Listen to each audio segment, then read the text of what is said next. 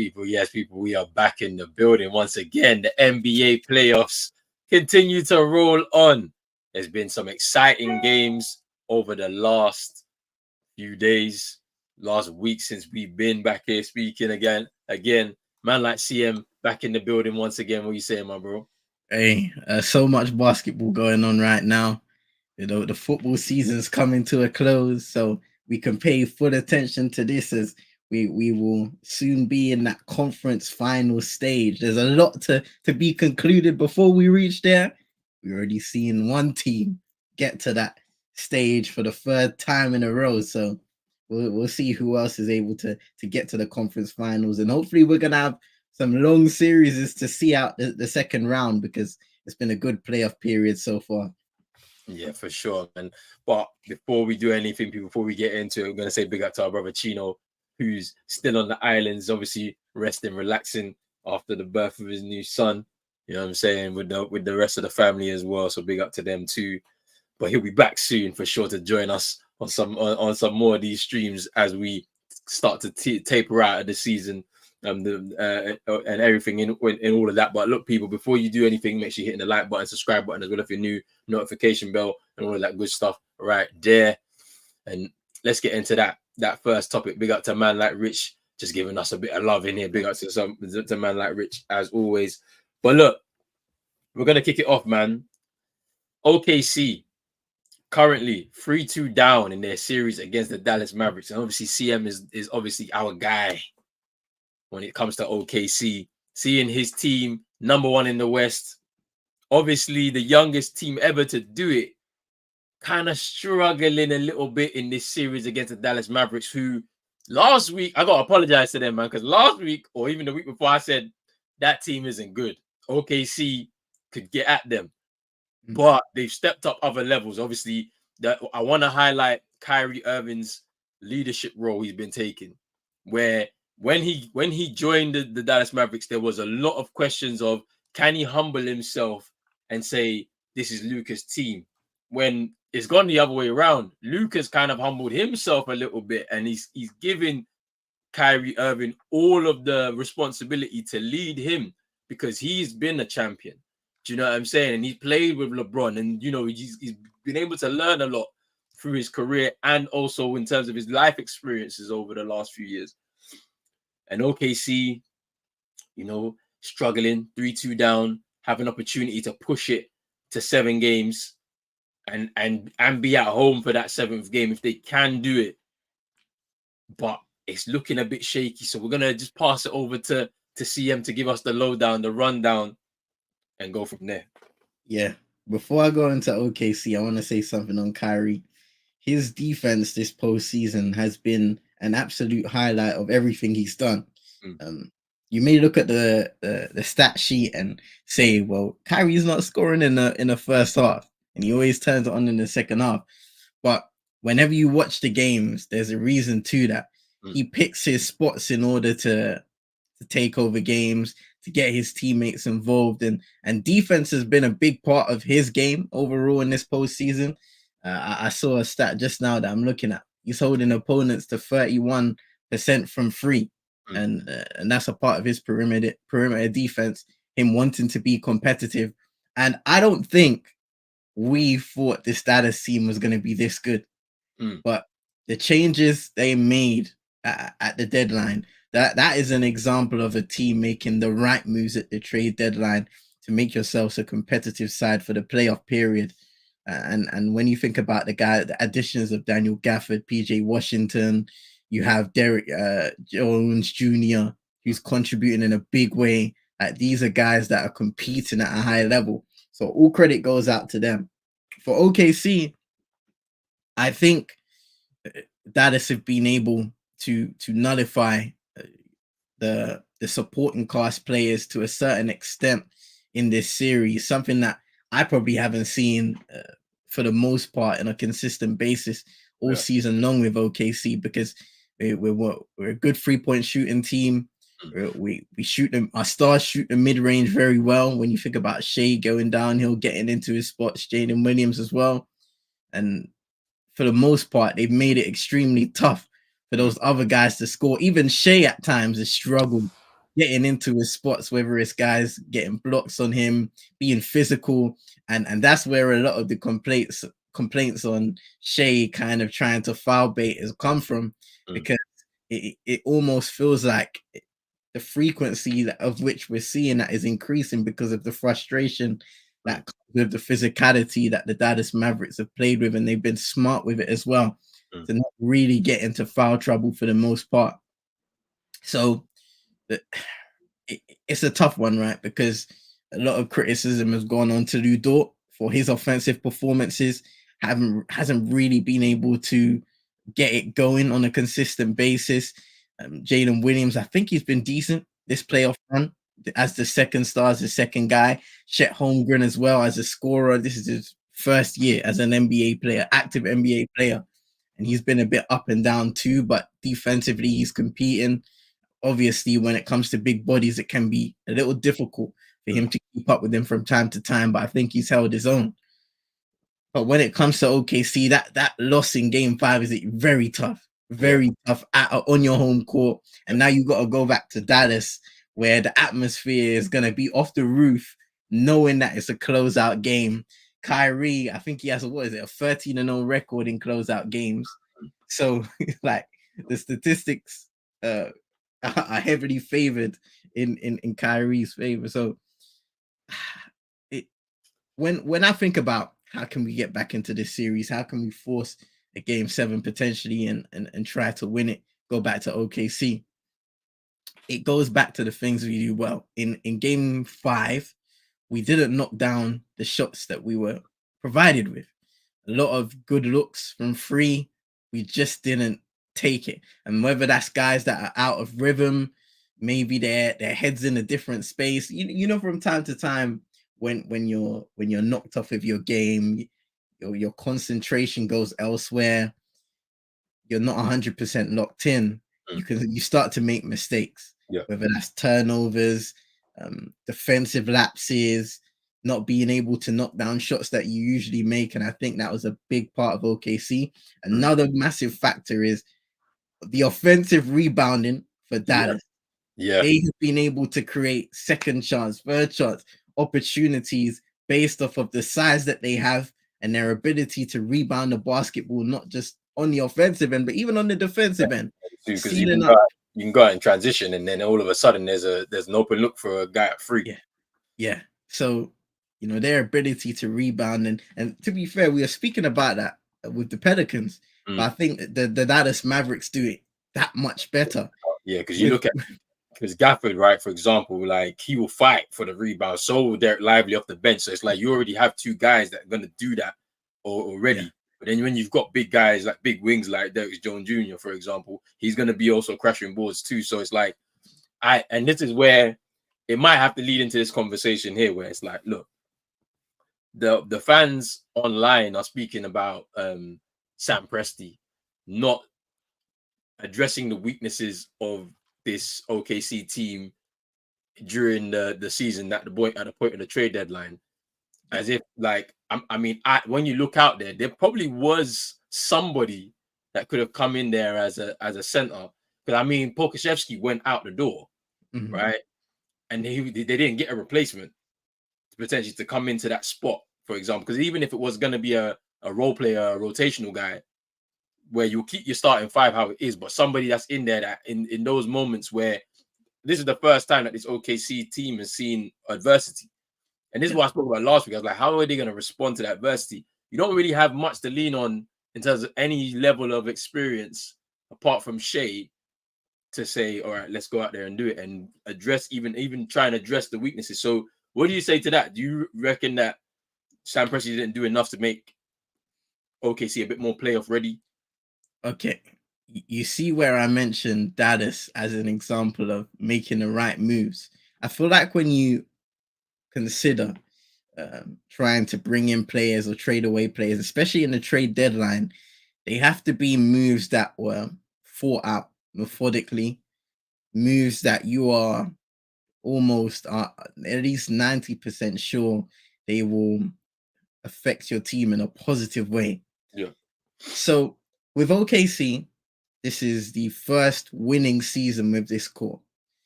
first winning season. The expectations were not to be the 1 seed, but it ended up being that way because of the level of our consistency throughout the regular season. So, first year being a winning team with this core. And I don't blame Sam Presti for saying, hey, I want to see what we have now, because that is a comment that he had either, I think, earlier in the season or at some point throughout the season. He wants to see what this team is with the personnel that are already there now. And I don't have a problem with that, because guess what? We can go through the regular season, we can go through this playoff period, and we can have a look at players that potentially didn't play to a certain level, may have affected the team in a negative way because of their inefficiencies. Like Josh Giddey, for example, he gets moved to the bench because of his deficiencies in shooting the ball. So you bring in Isaiah Joe. Now, it doesn't necessarily work out in game 5, but that's an example of a guy that has been starting his entire career, but all of a sudden, because you need to make an adjustment in the playoffs to find some balance and take some momentum back in your direction, you make a move that you hope is going to work out. That is something you look at and say, okay, going into this off season, what can we do, especially with having the 12th pick in the draft again? What can we do depending on the picks we already have? We have the 12th pick in this year's draft.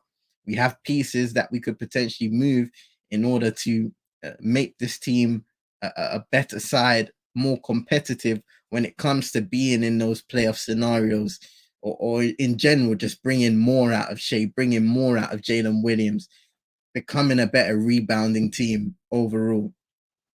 So I didn't have a problem with us not making a move at the trade deadline, because sometimes you make a move, it works. Sometimes you make a move and it doesn't.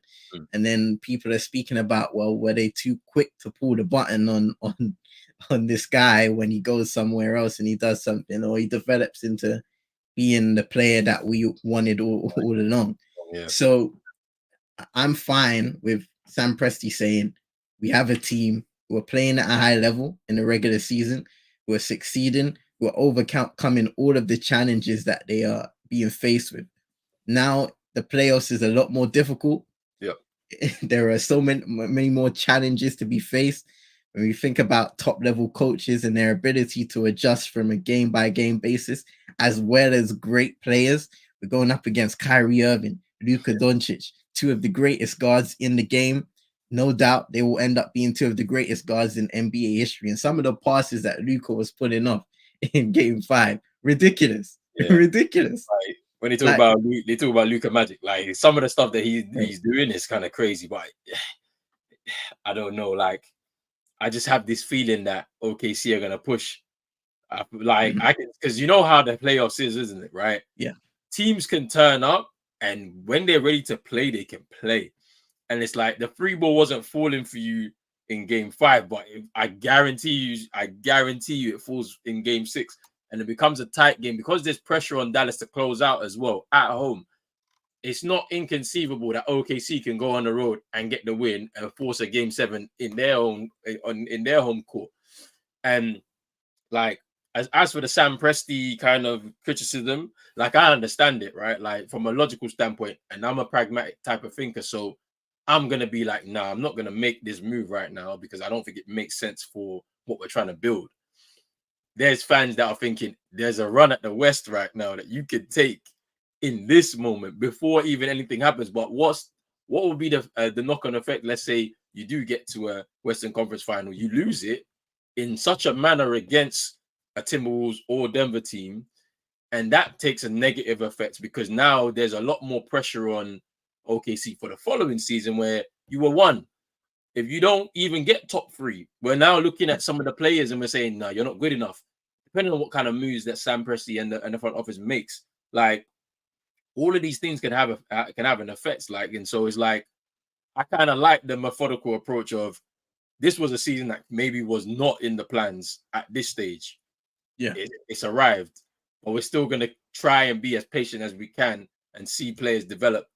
Then you can actually see who's who in this kind of moment, right? Like, now we're in the playoffs. Okay, where's the weakness? Who's actually folding at this point in time where you need like performers in the playoffs. This is now where we're now operating in half court. What can you do in that kind of region of the court that's going to really affect games? We know Shea can do it. We know Lou Dort can do it, right? There's question marks on Giddy. You can't really say anything about Shea.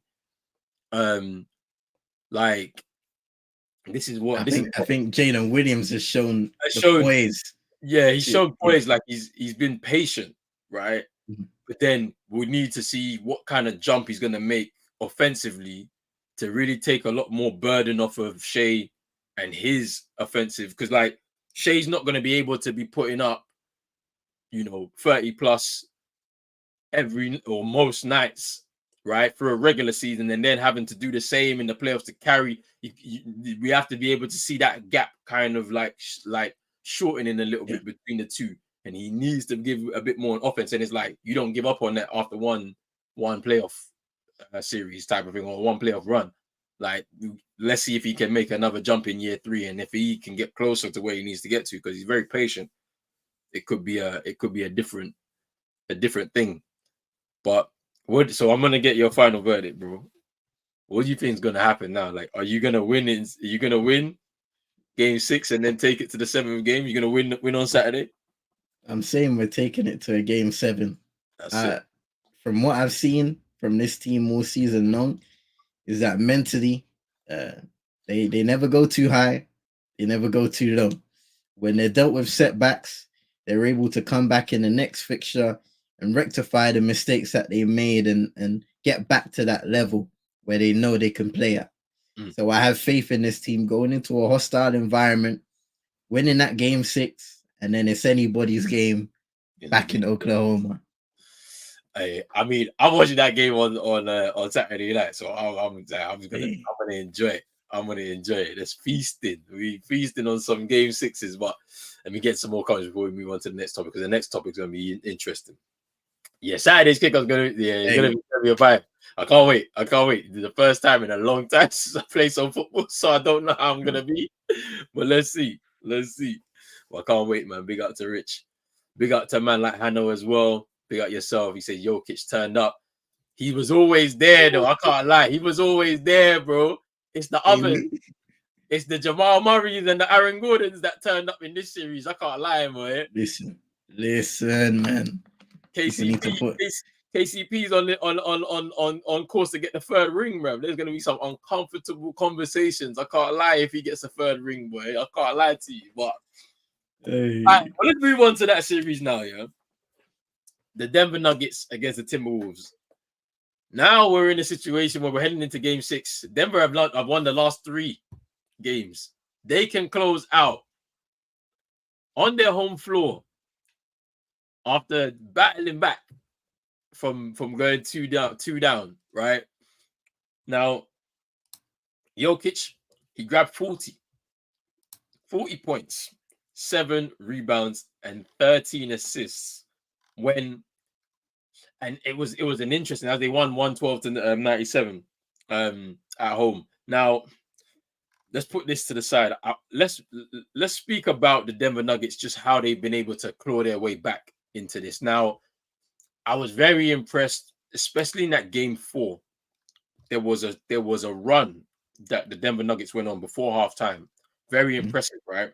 Where they capitalized on 2 mistakes. The first one was, I believe it was an inbound Timberwolves. There was a steal. Oh yes, yeah, MPJ dunk, and then Jamal Murray half court.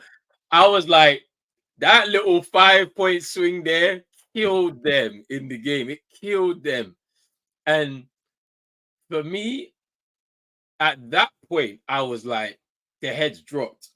Their heads really dropped. Like they couldn't come back into the game after that. It was done. And I want to shout out to Aaron Gordon. In the Lakers series, he was very, very, very, very like, just, I don't think he was himself. I don't know what the reason was, but he just wasn't himself. In this series, he's been shooting that free ball. Like, he's been very efficient. He's been crashing boards at like a mad rate as well. Like, he's really being the supporting act for Jokic at times. He's making it difficult for Karl Anthony Towns and Gobert to even decide on what they need to do with Jokic. Should they, because like if they're trying to focus on Jokic and like Gobert doesn't want to go 1v1, so there's a bit of help coming from Karl Anthony Towns. You got Aaron Gordon on his own. MPJ, he hasn't been shooting like we know he can, but he's on his own at times. And like it's pretty interesting how like the adjustments are being made to game by game basis by both coaches to try and alleviate what's going on. You know, the fact that there was no Mike Conley, who's going to be back for this game 6 apparently, but without their point guard on the court, Anthony Edwards is now having to try and do more than what maybe he's capable of at this point in his career right now. And he struggled a little bit. There was nobody there to calm him down or to calm the team down, just generally, right? What do you think of the series so far, bro? Like, how do you think it's gone for Denver and the Timberwolves? Like, oh man, you know what? It's interesting because after Game 3 press conference, Anthony Edwards is talking about, well, I didn't come out aggressive enough.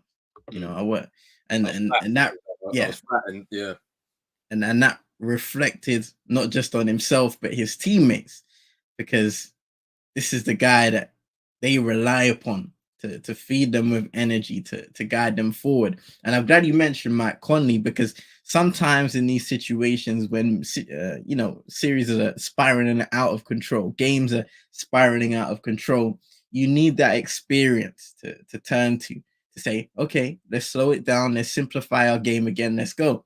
Even in it, whether it's a timeout on the court, it doesn't matter. A guy like Mike Conley, who's had so much experience throughout the entirety of the league on different teams, including this one, would know how to find an answer, how to find a counter, and how to pull the game back in your direction. So missing him has been massive. I think Minnesota, they won the first 2 games in devastating fashion, where we were kind of speaking about saying Denver are in trouble. A lot of that was the consensus opinion. Like, Denver are in trouble. They could get swept in this series. And we kind of disrespected their championship level acumen from the previous year. Sure. And I think that's what they've gone out to prove to a lot of us, is the fact that we're champions, we're the reigning champions. We've got the three-time MVP on our team. And anything Minnesota can throw at us in this series, we will respond. Yep. And they've responded in some fashion. 3 straight games. And I'm looking at Minnesota right now. And like you said, it's going to be interesting to see their attitude the next time they go out on the court. Because when you lose 3 straight games in the manner that you have, especially considering you go to Denver, you handle business even more so, because usually you just want to win 1 game. No, you won both. And then you go and lose 2 at your home. At your home court, and you travel back to Denver, you lose another one. These things can take a toll on the entirety of the team. And I know Anthony Edwards did struggle the previous game. I don't expect that to happen on a consistent basis. But like, people have been questioning the consistency of Karl Anthony Towns on the defensive end. Rudy Gobert, obviously, DPOY, congratulations to him. But when you're going up against the Nikola Jokic, he would expose your deficiencies. And I think, look, I will be one to say Rudy Gobert always ends up being a scapegoat when things go wrong on the team that he is in. I will say that, especially defensively. But there are deficiencies in this game where the best, the top level athletes in the NBA can expose. And we'll see that. Nikola Jokic, at the end of the day, is the best player in the league. He's the reigning MVP, 3-time MVP. Remember when people were trying to say he's the worst MVP of all time, worse than Steve Nash? Yeah. That's pretty hilarious now, because he's a 3-time MVP, an NBA champion, and considering where he was drafted, the expectations were nowhere near that in the first place. And look what he's doing on a nightly basis in the NBA playoffs, no less. So, like, to a certain extent, Rudy Gobert can play better defensively. I think as a team, the Minnesota Timberwolves have dropped significantly in comparison to the levels they were playing at in the first 2 games. So they need to, Yeah, they need to find a way to refine that hunger. And that all starts with Anthony Edwards. That also starts with Rudy Gobert, because he's one of those anchors. He's one of those senior leaders in that team. Even Karl Anthony Towns, I'm looking at you and saying, you've been on this team since 2015? He's been this year 7. Year 7 he's in. He's been on this team year 7 now. Like, you should be one of those guys stepping up and saying, hey, you played with Jimmy Butler. You should have learned something from him. You've played in all of these different scenarios where you've lost, where you've won, where you've been able to own your craft as a player, not just a player, but a leader. So we need more from you as well. So I'm looking at those 3 guys and saying, cool, what are you going to bring against Denver to stop the bleeding? Because in these last 3 games, it's been constant bleeding. Jab, jab, jab, jab. And Nikola Jokic, it doesn't matter what spot of the court he's in, he's going to knock down his shot. He's going to find his wide open guy. And at the end of the day, you may not be able to stop him, but you've got to display a level of effort that is actually going to make you a competitive team again in this series. Because the way it is going, things are spiraling out of control and they could be out before we know it. So I expect Minnesota to come back and to respond in the way where they did in the first 2 games that shocked everybody and made us worry about the Denver Nuggets. Yeah, because now there is no worry. Instead, we're speaking about Rudy Gobert again. Instead, we're speaking about how Anthony Edwards could potentially elevate his game after struggling in the previous one. Whether he needs a Mike Conley to be able to play off ball more. Yeah. Like, those are the things we've been speaking about. Whereas Aaron Gordon, he's had 2 games in this series that have devastated opponents. He had that 27-point game, which was the best one in this series thus far. I believe he had 1 game that was a signature game against the Lakers as well. He's a guy that you can rely upon to show up in a crucial moment where you need him the most. Jamal Murray is a big shot maker, a tough shot maker as well. He hasn't necessarily been having those headline 30-point performances, 25-plus point performances, but he'll give you a bucket when you need it. Same with Michael Porter Jr., KCP, Christian Brown hitting some big shots as well. I mean, even with Christian Brown, like, he's someone that does all the little things. Like, so like, if you're not looking at the box score, for example, you can see what he does. Like, he basically has everything except for a 3-point shot, basically. Like, but yeah, like, it's a bit of a crazy one for me, right? Because you can't really do much with Jokic. There's like nothing you can actually do. You can't. No one should game plan should be we trying to stop Jokic. I definitely agree with the help aspect, right? But at the same time, if the coach has given you an assignment to go 1v1 with Jokic, I want to see more than what I saw from Rudy Gobert. Yeah. Because we're talking about the amount of blocks he made this year, but you can, like, I seen Rasheed Wallace talking about the amount of blocks that someone can get on the weak side. If you could do that, like, across a regular season, of course they're gonna give you a DPOY because you made a number of blocks, and to the naked eye, it looks like you're just really defending out here. But it's like, there's little things that you can do, right? For example, where Jokic picks the ball up, for example, you got to come out on the perimeter and push up against him and pick him up from there. Don't allow him to get to catch in the center of the paint. At that point, you're finished, because, like, he can fake, and then if it's a pass out to an open man, he's gonna give it to that guy, or he's gonna go to the rim and get fouled, or not get fouled and just get something, right? Like, we need to see more from Rudy Gobert. He needs to take more responsibility. Like, looking around at his teammates and asking for help when they're looking at you saying you're DPOY. Like, you got to do something. You got to do more, right? I do definitely agree the fact that the defensive intensity from this team has definitely just gone out the window after the first 2 games, right? And I don't know if that's an adjustment that Mike Malone has made that's kind of changed that, or if that defensive style, that intensive defensive style from the Timberwolves, picking them up 94 feet, has definitely taken a toll on them because you can't do that every game in the playoffs. You'll get gassed like we like it's the same with the Pacers. The Pacers are one of the teams that like they run, they get out and run. They can't do that every game, and it's the same with the Knicks. Like they got 5 starters that are just averaging 40 minutes each. Like you can't do that. You just can't. Something's you're gonna have to turn it down. And so like I could see when after game 3 when Ant was like, oh, like I was a bit flat, right? It's because you working hard and like what was it? His first NBA player. Oh, did No, did that freeze? no, he didn't freeze. No, I seen that. according to Stats, no, Nikola Jokic is the first NBA player to score or assist on 70 plus points in a playoff game without committing a turnover. Yeah, that game he didn't commit a turnover. 40 points, 13 assists. Bro, Turnovers were first back in 1977 and 78 season. Like, I was gonna add to your point, right? One thing that they were able to do defensively in the initial stage of this series is whenever Jokic had the ball on his weak side, they were able to pinch the ball away from him when he had the ball in his left hand. They were quick, they were aggressive, and they were able to force turnovers that way. And he made an adjustment in trying to make sure that he didn't have the ball on that side for as long as it took for them to get there and to kind of unsettle him being that ball handler. Like those are the things that the Timberwolves now need to make in terms of adjustments to try and seek those weaknesses, those minor weaknesses that they can take advantage of.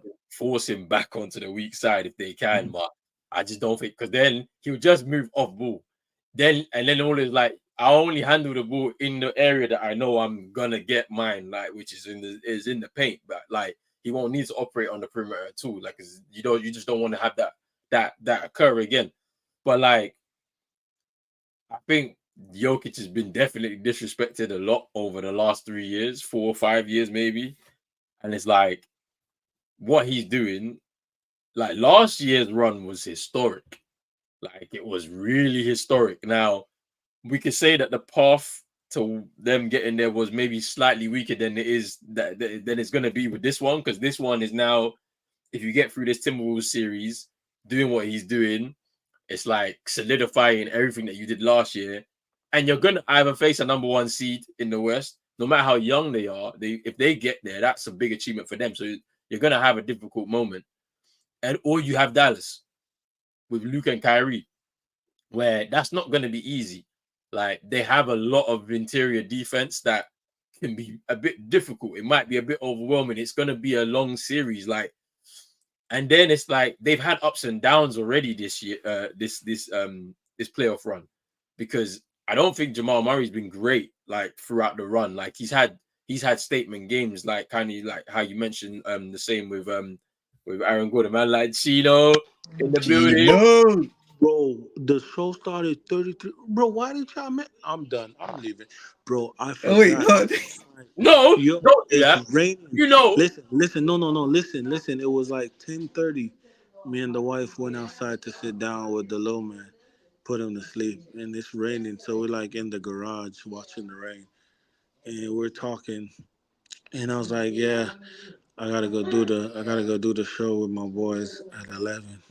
And bro, I put my phone down. But if you had messaged me, I would have heard the phone. And I Don't was do like, that.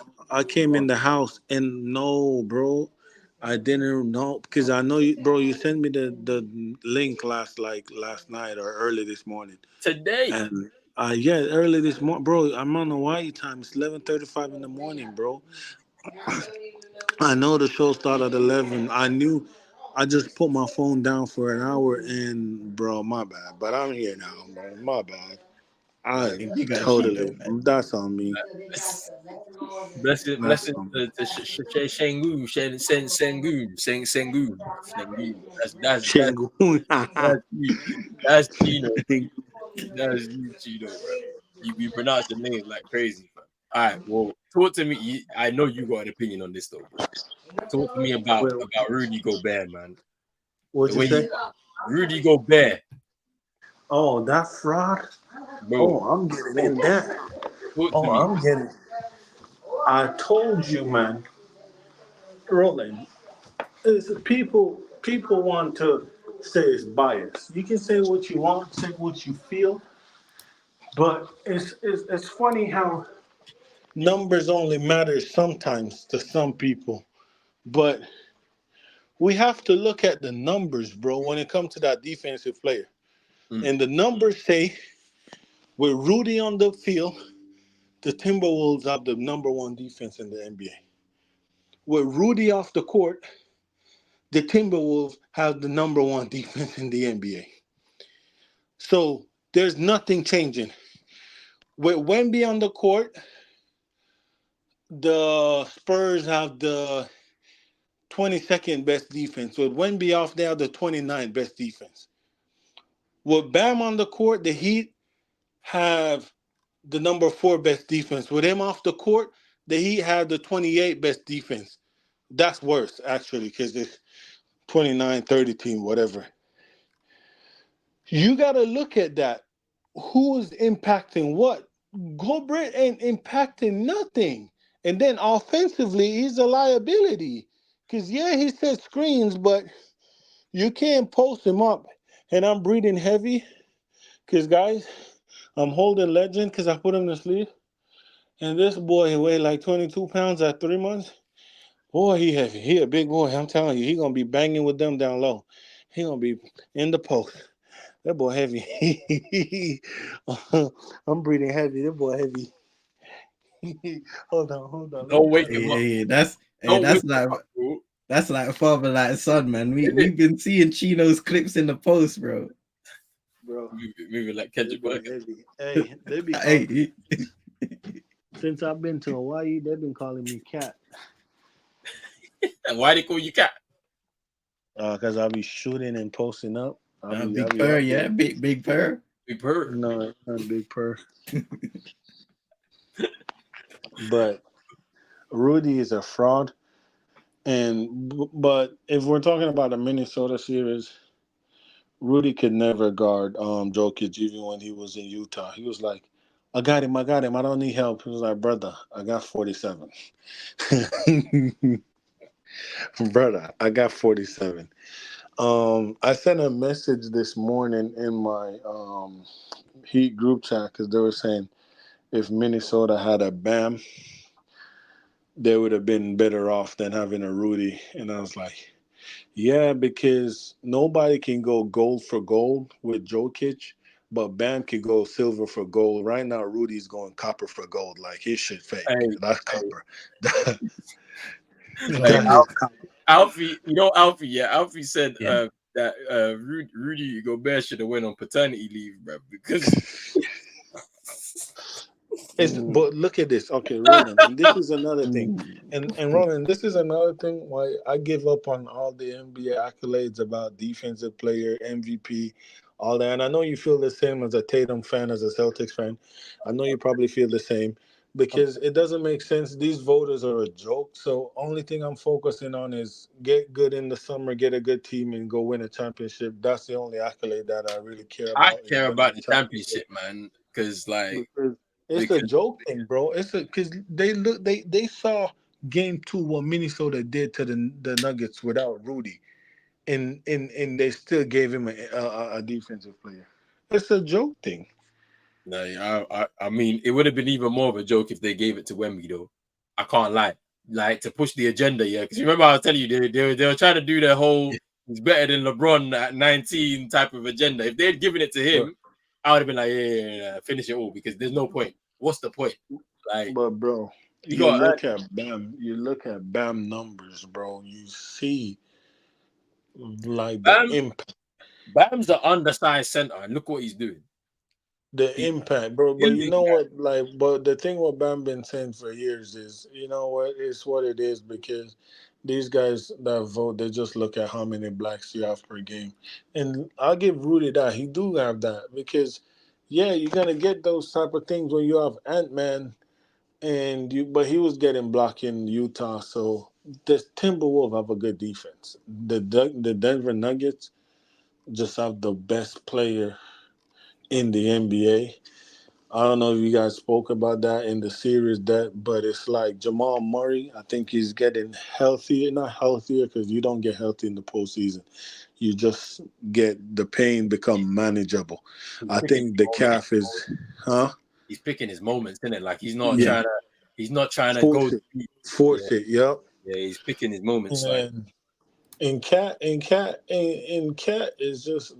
But I told Rico, that's the guy named the good do wanna do. He's the one that be calling me cat.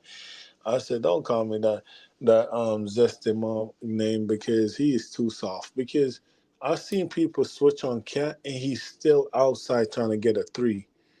Tell yeah, Rudy to go set an off ball screen and get out of there and get that post up, bro. he used to get to the But rim, but You yeah, see, the thing is like, whenever I watch Carl Anthony Towns, like over the years, I've never seen him as a guy that can dominate in the post because he doesn't keep up with the level of physicality. When you have another big guy in there who can hold his own, has really good post defense, he struggles to back them down, yeah, pull off moves. the So that's what. Demarcus Cousins, the Demarcus Well, Cousins. that's a notable beat, man. Yeah, that one. when he went into his chest. Yeah, but then like it's like you look at Nas Reed, right? For example, in comparison, right? He's a big man that can shoot, but he's happy to go in there and be physical in the interior. So it's like that's why I was surprised that they paid him and there was no move made. They decided to keep him on the bench. Rob, and I know he's young, and it's like you're gonna get rid of somebody who's been there 7 years and basically a part of the furniture. But these are the moments where you're expecting him to do something now. There was points early on in this playoff run for them where he's in foul trouble early and sitting down for most of the game. So it's like, yeah, I think when we're talking about Gobert and Jokic, like just comparing the two, like there's nothing that Gobert can do on the court when Jokic is doing what he's doing right now. There's nothing he can do, and it's like it may diminish his defensive player of the year. But like Chino said, it's just like we constantly are battling with what are they actually looking at when providing these end of season awards, because like for the defensive player of the year, if we're just looking at the blocks, the steals and whatever else, right? Like not rather than the effect on the actual team and the team's record and winning and all of that. Like It's a joke thing, bro. because like what was because I could say the same for like the clutch player of the year, like the I mean 6-man Nas Reed deserved it, I think. But then like look at Most improved, most Kyrie. most Come improved, on, like come on, we knew that Tyrese Maxey, bro. Maxey was gonna be good. We saw it in year 2, like he was gonna be good. Like we didn't need to wait another But year. he averaged 20 last year. He was Where's the improvement? like, where's the improvement? It didn't The make it. only improvement is Harden is off the team and he have the ball more. Yeah, like so, It's like a joke thing. I don't think I can't say that his. I mean, we And could if say you want to say most improved, you could go like, for example, I hate Boston, but you could say Derek White. Derek White game yeah, been elevating every year since every year. he's been in Boston. So like those type of things, but you're not gonna give it to him because I like you mean, said, the game been elevating. You give most improved to a guy a guy who you didn't that expect, was like that Kobe was White, like yeah, exactly. You thought it Kobe was White. gonna be a bust. We That thought it was was gonna gonna be be bust a bust. because like and like that team, for example, it was kind of stacked when everyone was healthy though. Like so, he's not really doing much, but like he's had to step up massively, like to be able to fill the void of Zach LaVine, Alonzo going down. Do you know what I'm saying? Like Vucevic ain't really like got to It's the a heights joke. that we thought. Like, but yeah, it's one of those still. All It's right, a joke thing, bro. let's move on. You see, look, big But up, let me go to the notes, bro. Where are the notes? big up, The big top task at hand. notes. We're not Did you scared. guys talk about OKC already? Yeah, we did. But you want to I've chime in? just You want to chime in, bro? They're letting me down. Listen, see him. Would if a team say, "Listen, I'm not even giving you a second round pick or a first round pick. I just want Josh Giddey," just send him. That brother gotta go. He ain't it. Y'all need an upgrade right there. I just feel like the OKC just stopped making shots. The Yeah. defense have been okay. It's not the best, but it's like a lot of the games they dropped, they've been leaving it too late. I feel like they could go punch for punch with Dallas, but they're leaving it too late. And you know what I'm saying? Dallas doesn't even have a big like that. Like that's gonna dominate shit. Like you'd be like, okay, OKC tied us up 3-3, win in four, win in seven, right? Then you're gonna be like, oh my God, please pray for shit because you know he's gonna get destroyed. Like, am I lying? You're not lying. You're not You're really. not But lying. I can say Dallas that. But doesn't it's have the a way you're big saying like it. that. It's the way you're saying Dallas, it. You're not lying. yeah, but he's gonna get destroyed. Like, I mean, it's not even a shed thing. Is anybody in front of that guy is gonna get destroyed? The guy is so good. He just cares more about his horses. He just doesn't care about basketball. He just loves his horses. Like, Bro, that, that hey, brother, okay, he's so lying, fam. yo, He, they he's have a Bro, clip, lying. like, right? everybody's They training have hard a off clip. season. My man's in Listen, the club. listen. Yeah, they're training hard. Yeah, rolling that clip. Oh my God, Giannis is training, LeBron is training, Steph, Damian Lillard, all the top guys in the league. Like everybody training, and Jokic is just different party clips, I'm telling partying you, or fam. riding his This horses. Just guy behind the scenes, he's not lifting weights, bro. He's lifting buses. He's lifting yeah, 10-ton trucks, fam. Like he's yeah. built different, bro. Bro, you see And them man, but you know, them man in Eastern CM, Europe? CM. I have this conversation today, right? With Rico when we got done playing and we were talking about basketball. And I said to Rico, a lot of people don't know basketball is more mental than physical. Like Mm, in mental aspect of it, and your IQ gotta be high. mm. Because when I say mental, is someone could get in your like you could be one of the best shooter, and if someone get in your head like, oh yeah, that's Wait for off, he missing that, wait for you months, yeah. start missing because Yeah. you're focused on what he's saying. Your brain is scrambling, the negative, and then the IQ aspect. If you could read the game, it makes a lot up for what you lack physically. Like, and that's what Jokic. That's what Jokic's biggest asset is. He can read your play before you even do it. Like a lot of athletes, they're dumb. They don't have the IQ, but because they're athletic, it looks good. They make the. It looks like they make the right play. Jokic is not athletic, but when he makes a read, you're like, that's a good play. You know what I'm saying? Because he reads the play, he reads the game, and that's where he kills you. Because people are like poor, and I saw Twitter, sweet, blah blah blah, fraudulent defensive champs. Oh, Miami shouldn't have never been there. Miami gave them that. Bro, they're the best team in the world. They're gonna figure it out. Mm. They're going to figure. Like I have them in the finals.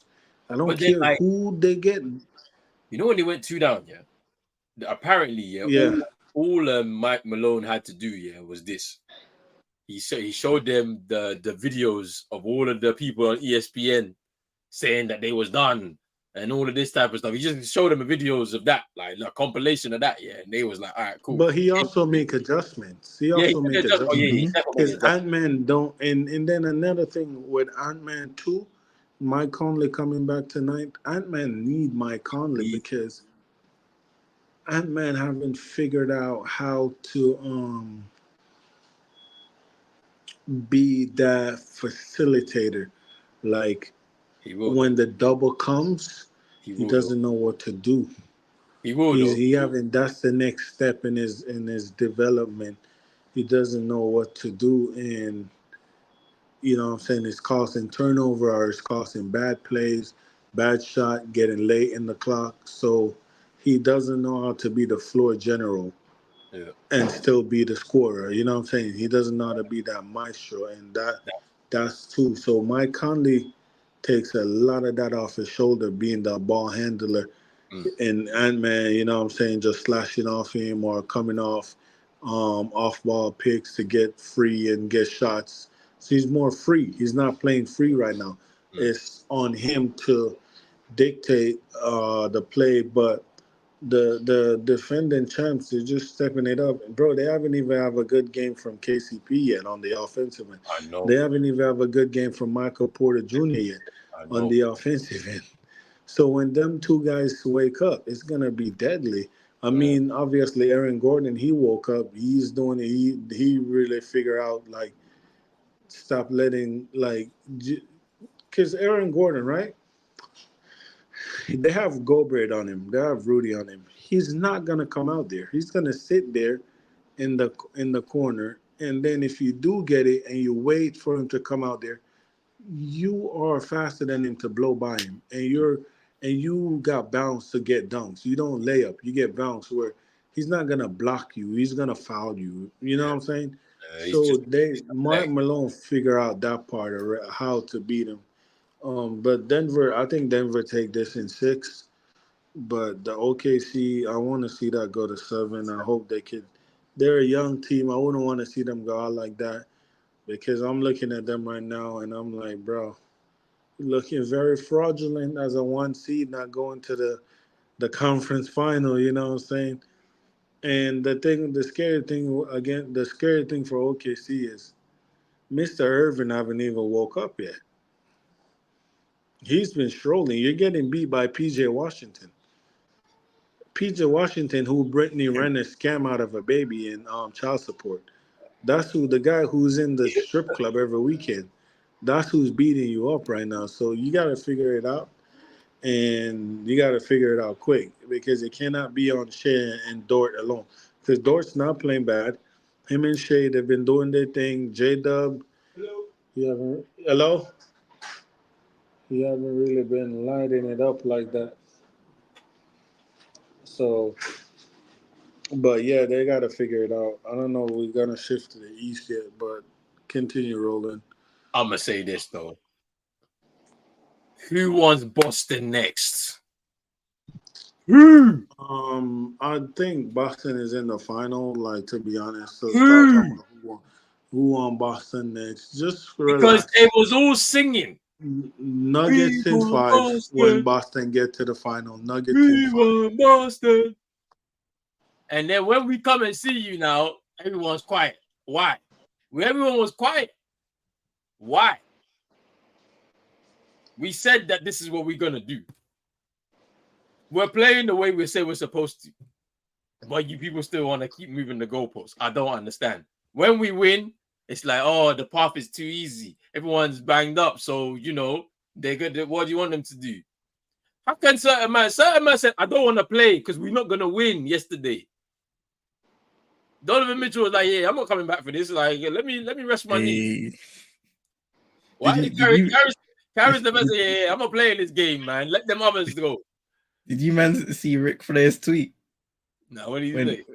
he was like wigging out on Donovan Mitchell, saying, you're missing out on a crucial game like this, da, da, da. And then after all of that, because he added Donovan Mitchell and he added the Cleveland Cavaliers as well. Some long article, And then after all of that, he ended up apologizing. I was like, cool. They had a word, fam. He deleted the tweet. They had a word, fam. There's no woo, no none of that today, fam. None of that. All right, big task ahead. Don't worry, we're coming to the Knicks next. We're coming to the Knicks next. Let me speak because every single time we win a game, they were supposed to do that anyway. The teams that they're facing, they're weak. You're supposed to beat them. And then like when we lose, it's like, oh no, they're not, they're not as good as we thought they were. I'm hearing all this. We're not battle tested. Huh? How? How come we not? How? It don't make no sense. Look at the team. Now I understand we ain't won a championship yet. So there's gonna be a lot of people who's gonna say, well, you ain't done this. That's fine. There's a lot of teams out there, a lot of players out there that have won a championship in certain scenarios. All I'm saying is just show us some respect here, man. We're doing things at a historic level. We're 72-20 for the season. We've only lost 20 games in everything. 20. Please. You can't say this. The Cavs and Miami are nothing. It's not my fault that Jimmy Butler was injured. It's not my fault that Darius Garland is a streaky shooter.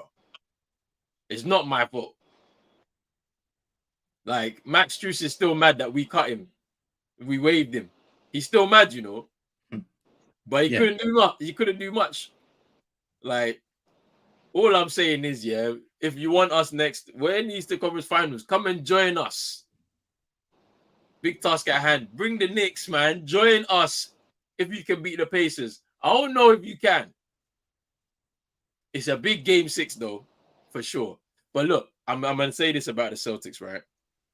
I think they're a very emotional team, right? And the reason why I say that is we tend to, we're not the kind of team that can just switch everything off and just kind of keep the outside noise in. Because you can see some of the stuff that they were saying after the defeat that we had, for example. And like JT had to come out and say, you know, that we have no MVP, no coach of the year. You can tell that some of this stuff does get to them, right? And it's like, as fans, we're wishing that, you know, that they can switch everything off, zero in and focus, right? And when they do, you see the results. They were speaking about JT's not scoring. You know, he's passing the ball too much. He needs to go out there and take it. But then now in the last 3 games of the series now, he's ended up becoming the player out of everybody to have the most points, most assists, most rebounds. Like, so everything is there. It's just we're not doing it the way everybody wants us to do it. Like, I'm even at that point. It's like these teams that we're facing, they're not that good. They're not. They haven't got all of their players. So why are we expending energy that we don't need to at this point when we have to save that for the Eastern Conference Finals and then eventually the finals where there's going to be big matchups there? Like, I'm not really worried about what they do emotionally. I actually want to see more emotion on the court. I want to see them play with emotion. The fact of the matter is, their game plan is their game plan. The fact that I was able to come through this without a Kristaps Porzingis as well, just a lot of time to rest. I don't know if he's going to come back game 1 or game 2, but he'll be back. Like, I'm ready. Hold on, I need to reset. Yo, push me out and put me back in. Push me out and put me back in. I'm ready for these Eastern Conference Finals. It's just about who's going to join them. CM, what's your thoughts on Boston so far? I said to you before this series, I didn't see Boston Cleveland being it. Hello. Not you. Oh. Okay. You back? You back? Oh, it's gone. Yeah, I didn't see Cleveland being highly competitive in this series just through watching that first round matchup against Orlando. And look, I know Donovan Mitchell was out. I know they missed Jarrett Allen with a rib injury. That's damn Wi-Fi not working. Karis LeVert. Oh, God. Can you guys hear me? Yeah, we can hear you. Okay, all right, my bad. All right, go ahead, Sam. No worries, bro. Yeah, so they had a few injuries, but even if they were fully fit, I didn't see where Cleveland were going to be able to have it to provide an equalizer for the many weapons of the Boston Celtics. Darius Garland, we had a conversation off stream, right, where I looked at the 2 younger guys for the Cleveland Cavaliers, and I said at times they're a little too passive. I would want them to be aggressive on the basketball court and really say, no, this is my moment to take over. But you never really get that from Darius Garland. I know Evan Mobley had himself a playoff career high in that game that they ended up losing. But even then, I look at him as a guy where are we going to see that on a consistent basis? And maybe that's where both of those guys might need to take the next jump. And it's going to be interesting to see what Cleveland ends up doing, because instantly we've been hearing things that Donovan Mitchell has debunked in terms of reporters trying to say that he's frustrated with the lack of maturity of the young Cleveland players. And he said, no, that's not true. We've been hearing potentially that Darius Garland's agents would want to get him a move away from Cleveland, whether that's true or not. Who knows? But it's going to be interesting to see what they do in order to make themselves a better team in the Eastern Conference and a more competitive team more come playoff time. For the Boston Celtics, cool. You can speak about the personnel they've gone up against. At the end of the day, you can only beat who's in front of you. And for Boston, I hear the thing where you don't want to play to your full potential at a high level for the entirety of every single game, because that can just contribute to wear and tear. But also, I want Boston to be wary of the mistakes that they make sometimes in allowing teams to get one game, like Cleveland did. Those little small things that when you're going up against a much better side, whether that be the Eastern Conference Finals or the NBA Finals, if they make it there, they're gonna have to pay attention to those finer margins. Because if Boston go through to the NBA Finals now, it's most likely looking like they're gonna face, I don't know, a Denver Nuggets, maybe a Minnesota Timberwolves. But let's just say if it's the Denver Nuggets, you can't be making those small mistakes. You have to be playing at a high level for 48 minutes. They're not gonna let you sleep for a minute or two. So you need to find a way to lift your game, and those things always worry me with teams that kind of want to switch it on and off. When it comes the time when you are forced to perform, when you are forced to show your very best, can you just switch it on like that? And that will be the question I'm sure Boston will be asked of eventually at some point in this playoff run. But I think they've got a phenomenal player. I remember seeing Jaylen Brown after one of the games saying, listen, show to Jason Tatum, show them what we know who you are. Show them what we know about you already. You know what I mean? And credit to him. Like, I don't think he shot the ball as well as he can in terms of 3-point shooting. Overall, he can play so much better than this, but he has responded to a certain extent, and that has helped them to close out this series as soon as possible, which I think is the best case scenario for Boston, so that they can have a few days rest again. I don't know what the timetable is for Kristaps in his return, but if he's able to return in the Eastern Conference Finals, that's another big boost for them. What's the New York series at 3-2? Yeah, 3-2, and it's game 6 tomorrow. Tonight? Tomorrow. Because tonight is Denver. Tonight is Denver's game 6. Oh, it's one game a night now? Yeah, it'll be one game a night now, yeah. So it's interesting. That's where I'll leave it with Boston, is when you get used to having some games or on a consistent basis, being able to kind of manage the way that you play with a certain level of intensity. What happens when a team forces the very best out of you and you have to flip that switch instantly? Do you respond, or do you take some time to get back into that rhythm? And I feel like once you get to facing that team who are really going to have your number, you're going to need to be fully awake for every single second and minute you're on the court with them.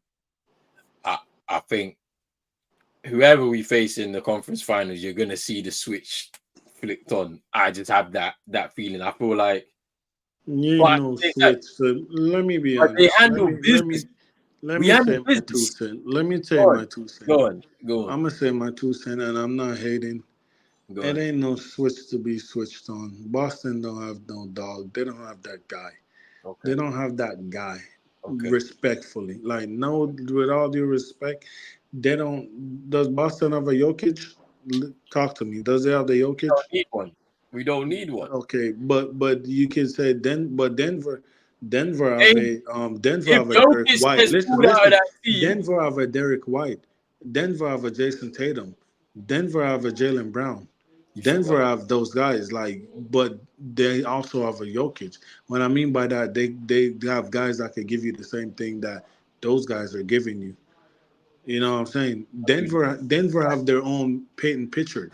Do they have the defensive intensity that we can bring on a given night, any given night? They don't have that. We can swarm defense like crazy. I've seen it. I've seen Denver play good defense. I've seen Denver play good defense. It's not all the time, though. Because they don't need to all the time, because they're usually blowing things out. But if you're playing against us, you're going to need to do it all the time. The same way that we're saying... If your threes ain't falling, you ain't nothing. Whoa. If our your threes weren't ain't falling as much in this series, and we still won all the games. Brother, it's the Cavs. But no, we're not. See, this is what I'm talking about. Moving the goalposts. When the threes weren't falling in this series, we adjusted. We got to the rim a lot more.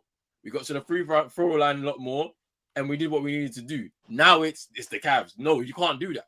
Why are we changing it? Why don't we say, oh, we've learned that the threes ain't gonna fall. So how do we adjust it? And we've done it in this series. I don't understand why is this like. At the end of the day, if a team is gonna beat us, we've already seen it. They have to be able to shoot way more threes than us and land more threes than us. And in both of those occasions, we had a historic night for Miami and a very good night for Donovan Mitchell. That was it. That's all that the teams have been able to throw at us. So with the Pacers, they shoot threes as well. Basically, it's gonna have to be something like that for them to beat us in the series if they get to the final. If the conference Pacers final. is not. It's gonna Then, be. Listen, I have then the Boston Knicks. in the final. Listen, I have Boston in the finals. There's nobody in the East beating Boston. The teams that were supposed to do it had too much injury. Nobody's beating Boston at this point. It's what it is. It ain't Boston's fault that Jimmy was hurt. It ain't Boston's fault Giannis is hurt. It ain't y'all fault. Like, I'm not going to sit here and say that's y'all fault. But is y'all Mickey Mouse and y'all way to the finals? Yes. Just like the what's the name did in 2021, the Bucks. But I have y'all in the finals. The end of the day, I just think the winner is coming So, out the West, and I so, don't, like I so said, what? I don't see OKC in the finals. So it's either Dallas or the Nuggets, which I do think is 85% the Nuggets already there. So what are we Um, saying about the Denver Nuggets? They had an easy path to the final to win last year. They got an eighth mm, seed in the final. That shouldn't have been yeah, there. They meet. okay, but Hold you're on, saying that. But hold what do you? Okay, on. what's your excuse gonna be this year when they beat you? You're gonna say they're just a better team, and you need to go get another star to No, help no, Jalen Brown no. and I Jason won't Tatum. make any excuses. The only reason they're gonna beat us is Jokic. That's it. Nobody else. But CM, when I just said you, and that's why I said you don't have a Jokic. That's what I'm telling you. That is gonna be the Hey, Roland, yeah. Go on. Tingus is gonna come Chino back in. said, Look what Roland is doing. Not Roland. Oh, you suck at basketball, so not Roland. Look what Jokic is doing. Oh my god, I just slapped myself for saying look what Roland is doing to Gobert. Not Roland, people. Roland is a scrub. He don't know how to dribble. But look what Jokic is doing to Gobert, a four-time defensive player. Can you imagine what he's gonna do to Tingus Pingus? Don't worry about that. Don't worry about that. Okay. And then There'll be help. Derek There'll White be gonna help. be We switching can on him go double big and trying to be lineup. slapping him. We can go double big lineup if we need Hey, to. okay, listen though, Roland, listen though. You want to know the funniest thing was about to happen Good. though in the Good. finals? Jokic, Murray, or none of them guys gonna beat you, and you're gonna be so mad because Michael Porter's gonna be coming out shooting 8 for 8 from three, and you're gonna be so mad because you know it's bail money. His brothers need bail money, No, so no, he's no. he's gonna light you up, bro. It's not happening. you know what? Bro. One No. question I wanted to ask. I refuse. Mhm. Why does Xavier Tillman not get consistent minutes in that rotation? Being saved. I'm telling you, Joe's a madman. Like he's He's not even not being running sets. safe. He's not running sets right now. Like we're coasting through games. The only thing he's telling these guys is to play with pace. That's it. He's like pace. That's all he's doing Did on the you go sideline. say? What's wrong? You Tillman said, might be a secret hold weapon, on. especially on in the next two series anyway, for sure. Because if we play New York offensive glass, we need someone there fighting with these guys. Mm-hmm. He might be definitely getting more minutes in this series. Luke Cornett's definitely going to have more minutes in this series just because he's a big body. He's going to fight for these rebounds, right? And then when we get to the finals, we got to throw everything. Even though you can't stop Jokic, you got to limit him as much as you can. I can see Tillman being utilized in this series too. In that series, if we get them in the finals. But I think it's just like him trying to get used to like the system that we play. Because now it's like he's not gonna be a starter like how he kind of was with the Grizzlies. So that's why he hasn't really been getting minutes. Luke Cornett's had a really good season though. Like just from like he stepped up a lot. Like we've developed him pretty well. Like I don't see him staying next year. So probably he leaves. Luke Cornett gets a bag somewhere, gets paid, and then like Tillman takes his role essentially as and then Al Horford could retire. Do you know what I mean? So it's like I think he's just biding his time, and then eventually he ends up becoming like the rotational center because we know that Kristaps can't stay healthy for long periods of time. It's just what it is, and we banked on it. Like it was like we'll give him, we'll pay him a little bit less than what he's kind of expecting. We know what he gives the team, but he's not always going to be there. So you need somebody there as a backup. So, and then we've got Quetta, the guy that came from the Kings as well. Mm-hmm. We had a really good year in the G League once again, and we can use it. We can use him as a rotational piece as well. So it's going to be interesting. But I think we play the Knicks in the Eastern Conference Finals. I'm wondering what's happening with OG Anunoby because is that hamstring healed or not? Because if he comes back into the team, it becomes a different story. Like it becomes a lot more of a more drawn out series, I think. I'm hearing the hope is to have him back in the Eastern Conference Finals if they get there. That is the kind of timetable for it right now. The hope, because with hamstring injuries, those are funny things. Like sometimes you can be out longer if it lingers. Sometimes you can come back a little quicker, depending on how quick your body recovers. But you don't want to take risks with hamstring injuries. You want to make sure that stuff is as good as close enough to being fully healed. And OG Anunoby is a crucial player, has been a crucial player since coming from Toronto in that trade to the New York Knicks. He's proved his value in a multitude of ways as a scorer, obviously as his calling card, his defense as well. So he's done a lot of things for this team. When you think about them already missing Mitchell Robinson, Bogdanovic, OG Anunoby, and still being able to compete. What was it? They won the first 2 games of this series. Pacers won the first 2 games, and then you go back to New York, you win that one. So at some point, you're gonna have to win a game away from your home court, and that's what the Knicks will need to do.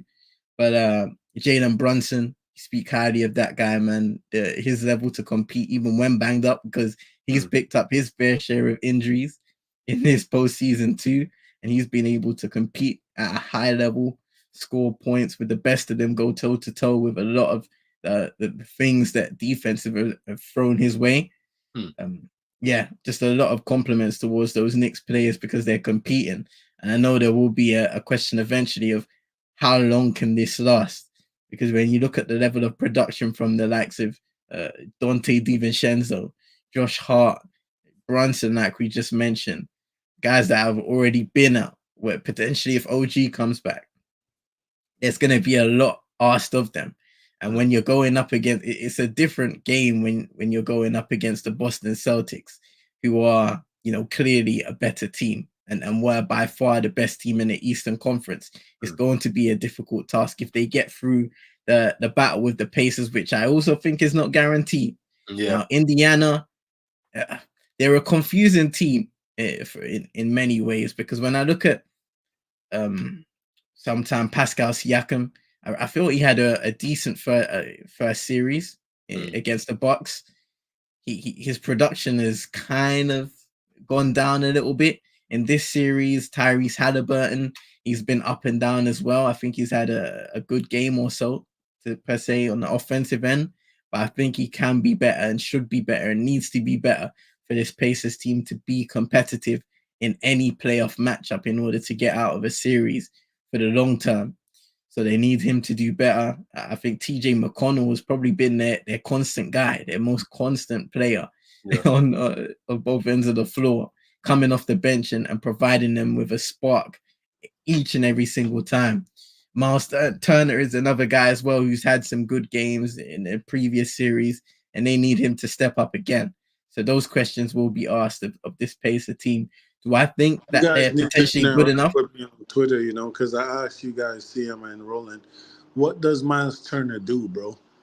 But continue, because I don't Like, know he's what he not does. good, bro. He Like, is trash. he's not good. The reason why I Bro, say he's all he not does good, is just stay. He's literally Lopez, a Brook Lopez, trying to shoot threes from top of the key, bro. No post work, no like cut in, no pick and roll, dunk, nothing. like he won't even screen set. He won't even do that for Tyrese. Like, because Tyrese needs to get his. He runs the offense. If it's not going through him, they're flat. They don't look like they know what they're doing at all. And this is my worry with them, right? And I know we're going into this next topic anyway, but like my worry with them is they've won all their games at home. They've not won away. I don't think anyway. Maybe they've won a few games on the road, maybe 2 games on the road. But in this series, they haven't won a game on the road. So it's like, what are they going to do? Go into the Garden where you know it's going to be loud in there. You know that they feed off the energy. That team feeds off the energy of the crowd. No, Like, game 6 is at their place. no. Is it? Yes, game 6 is at their place Oh, yeah, because they're at the Knicks home. are the 2 Yeah, seed. yeah, yeah. They're at home. Mhm. Yeah, no, yeah. I think they win. I think they win and take it to 7. But then they'll lose in 7. No, I I think, do think the Knicks finish it in 7, though. yeah. No, Yeah. not in 7, in 6. I do think the Knicks I finish think it. they're going to finish it on the road. Yeah. I think the pace is going to do it again. No, I think the One Knicks. more. I think the Knicks finish it. I think they have one more. I know Tibbs, right? So Tibbs has definitely made an adjustment, right? He's decided, yeah. He put Deuce McBride in the starting lineup, and they went small. So then now so now Deuce McBride is screen setting for Jalen Brunson so he can get around and like get in like and drive like because him doing it by himself he was struggling. Like there was no one help. There was no help. Like so he made an adjustment there. I don't know like if Tibbs even trusts Alec Burks, for example, yeah, because where was that guy? I don't even know where he was, yeah. Pulled him out of thin air. Now he's putting up 18, 20 in the game. Like, what do you think, man? Like, do you think that Tibbs has made the right choices here to kind of help extend the Knicks in terms of their run in this playoffs? Because it was looking bad, like even a few days ago, or let's say a week ago, when the injuries started coming in. Jalen Brunson with the foot injury, obviously OG with the They hamstring, also lost the old boy from Utah. Bogdanovic. Bogdanovic. Yeah, Mhm. yeah, He was helping too. yeah. And that was just Alec, an unlucky injury, like a hustle mhm. play Mm. with what's his name? French wing. But see, they're saying that he Uh, did a surgery. That's his. Nemhard. No, not Nemhard. Is it the wrist? Is it his wrist? So, Who's the French guy? hold on a second. He What said, was it? Wasn't it? Is Nicholas Batum? Nicholas Yeah, Batum. yeah. oh yeah. Oh yeah, I forgot. Well, because I would want to know why he in the game. Fourth quarter yelling what Batum in. This one. No, I got it here. So, but, But didn't he do a surgery on Vin, floor seats, crypto, I got my tool in. Fourth quarter yelling, why the fuck Batum in? She like. That's a bar. That's a bar. Hey, he had his game in the playing, fam, and we Yeah, were saying against that's why Miami, he's in. bro. and then he got lost. And then his wife talking about that's why Batum. I was so mad, bro. Bro, they should have never beat us, bro. Like, it was shit for They one. We shouldn't. should have never been in the play-in. They Jimmy shouldn't would have have beat. never, huh? They shouldn't have beaten you. The way I you were like, know, you guys was. Jimmy. I'm just mad Jimmy got hurt, bro. That's Should his have fault. never. That's his fault. He should have went out of the game. He shouldn't have taken those free throws. Yeah, He should just went out the game. but yeah, they Alec Burke came in and gave them a lift. Precious Achua. Precious Achua is still trash. Don't know why we drafted him over Maxi. Um, but Artenstein, man, he's giving them a lift. Dante didn't have a good game, 5, and they still won. So you gotta expect something big from him. Game 6. But yeah, he told Turner like you ain't about that, and it's true. The Pacers are trying to be this tough team, and the only bad guy on their team is a guy at the end of the bench that don't play. Is James Johnson. That's the only tough guy, and everybody know. Even Bobby Porter's like, sorry, Halliburton trying to be this. He talks too much. He's just trying to be this tough guy, blah blah. And I'm coming to find out he a front runner. I used to like him when he was an underdog, underrated, and now they're putting him up on pedestal. And I'm like, hold up, let's take a step back because this brother is looking very fraudulent under the light right now. You know what I'm saying? And when you're good, when you're a good player, you're supposed to use supposed to know how to make adjustment. And like I said, I'm gonna bring him up because he's my favorite player all time. But Miami was down 0-2 versus the Mavs in the final in '06, and Wade made adjustment. What was the adjustment? I was being too passive, trying to field the big fella. Now I'm gonna take it to them and show them who I am. That's what I'm saying. You need to know how to make adjustment. If you're too aggressive, you need to know, okay, let me dial it back. Let me find these guys. Let me open up the floor for them. Okay, I'm not being aggressive enough. I'm not being patient enough. I'm not you need if you're a good player, you need to you know those things, the things that need to be keyed so you can lock in and you know what I'm saying? And that's the difference. That's what separate like play like that's what separate the Jokic and you know what I'm saying the Luca and people like that and even the Shea because those guys know like Shea know like okay I'm forcing it right here. Let me start spinning and going to the rim. Let me go to the corner. Let J Dub take over. Mm.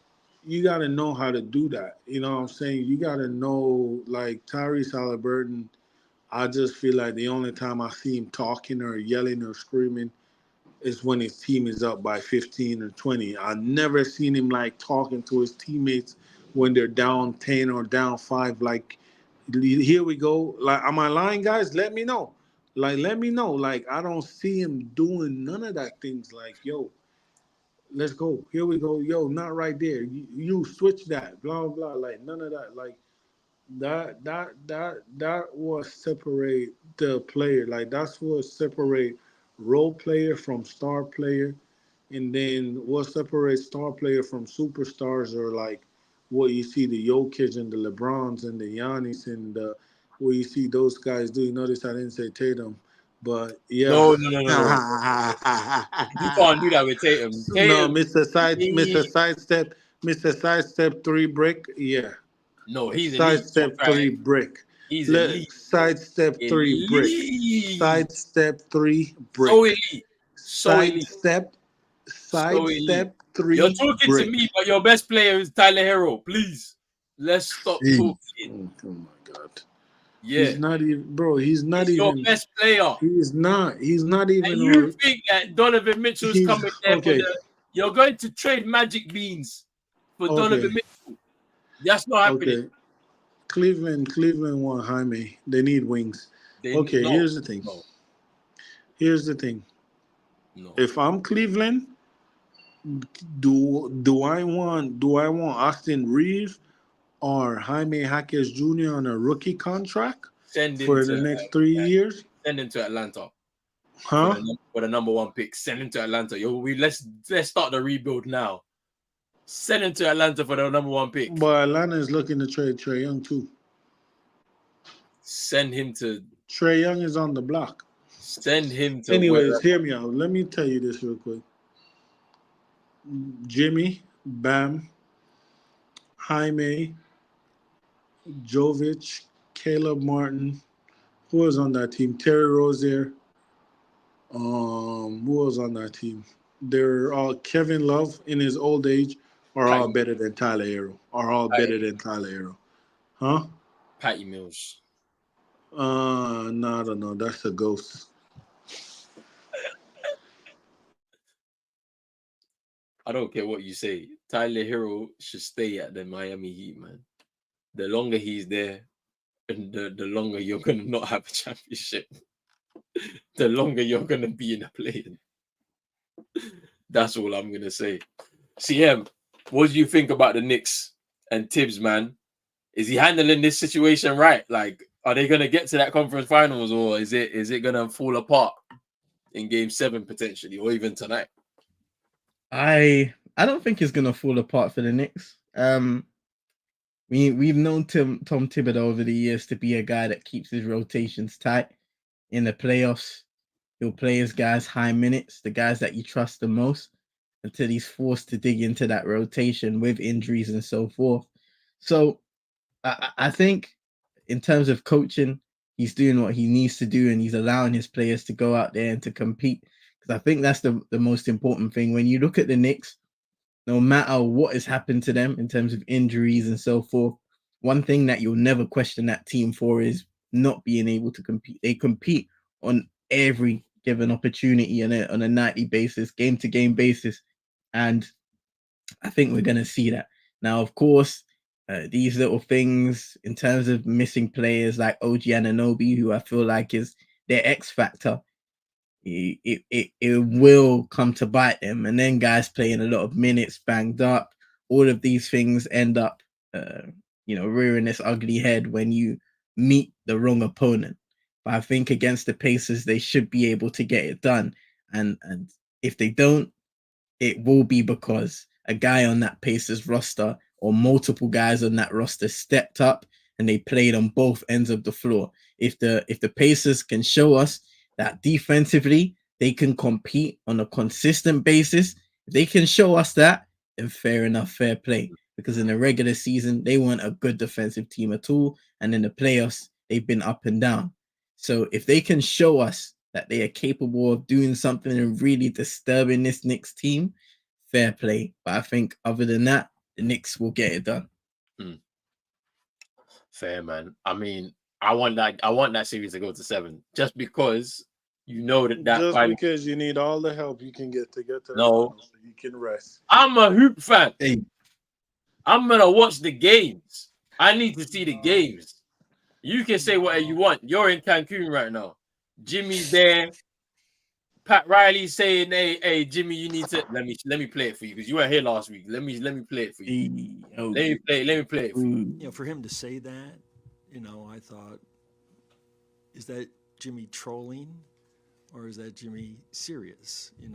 If you're not on the court playing against Boston or on the court playing against the New York Knicks, you should keep your mouth shut in your criticism of those teams. Keep your mouth shut when you're criticizing those teams. Cancun, that's all I have to say to you, bro. You are at home. It should have been me last year. It's gonna be me this year. You're not getting no championship. I can promise you that. We winning. You can say what you want. I watch this team. We winning. We've only lost 20 times this whole year. Who's beaten us 4 times? It's not happening. In 7 games, it's not happening. It can't. The Denver Nuggets is beating you 4 times. It's not happening. Jamal Murray's calf is going to be hanging off the bone after the conference finals. We facing Dallas. How about that? You want Dallas? That's who you want. That's not who you're getting. Of course you want Dallas. You can't beat a good. Of course you want Dallas. You can't beat a good team. You can't beat a good team. Hey, baby, Dallas is a good team, man. Dallas is a good team right there. But the rest of them, but they're a better team than Dallas, and they're gonna want Dallas. They can't beat a good team. I want the hardest team. I want the hardest team. We're gonna beat them. The games we played against them in the regular season were close games. Like it's just we messed up the game plan. That's all. And it is gonna be close games, but they're gonna win. In clutch time, we messed up the game plan. This time, it's not gonna happen. They learn from their mistakes. We don't need to do ISO ball. No ISO ball. Just keep the ball moving. That's it. We'll see. That's all you need to do, man. No, but Like I said, I know you will get there. Matter of fact, I wouldn't mind if New York beat you. that ain't happening. Brunson can't do it by himself. Like, I'm sorry, man. I know, DiVincenzo's is definitely improved the catch and shoot free for sure. And Josh Hart's a monster on the boards, yeah. But apart from that, there's nothing else that's beating us, man. Like, we need Brunson needs to score 40 every game to just even have them in it. Like, it's not gonna happen. All right, last topic, guys. Last topic. Mike Budenholzer has been hired as the coach of the Phoenix Suns. He signed a 5-year deal for $50 million. That's $10 million a year. The highest, or one of the highest deals for a head coach in NBA history. My question to you, man, is what do the Phoenix Suns think they're going to be able to do with Budenholzer as the head coach? Can he save them? Or is it going to be the same thing again? It's a save. Save who? They need to save themselves at this point, bro. Because you by appointing Coach Bud, you basically you've done the same thing. What's the difference? Is there even going to be a difference? They're both two defensive-minded, championship-winning coaches in their own rights. One with the Lakers, one with the Bucks. What is he going to do? Potentially the way he communicates with his players? What kind of offensive schemes is he going to set up to make this team more of a threat?